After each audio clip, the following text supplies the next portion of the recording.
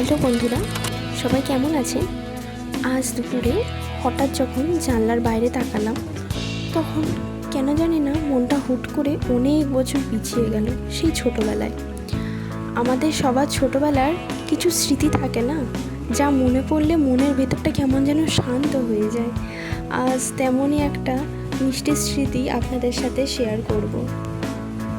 মনে পড়ে তখন আমি অনেক ছোট। গরমের দিনে দুপুরবেলার দিকে যখন পুরো বাড়ি একদম নিঝুম হয়ে যেত, সবাই যখন ঘুমাতো, ঠিক তখন দূর থেকে একটা চেনা আওয়াজ ভেসে ভেসে আসতো, একটা ঘন্টি বাজানোর শব্দ।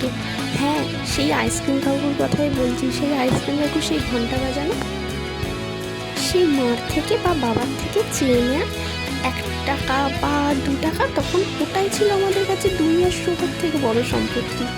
সেই টাকাটা নিয়ে যখন দৌড়ে বাইরে যেতাম, আর সেই বড় কাকু সেই লাল হলুদ কাঠি দেওয়া আইসক্রিম হাতে দিত, মনে হতো যেন আইসক্রিমটা গলে যাওয়ার আগে কত তাড়াতাড়ি যে সেই আইসক্রিমটা খেতে হতো।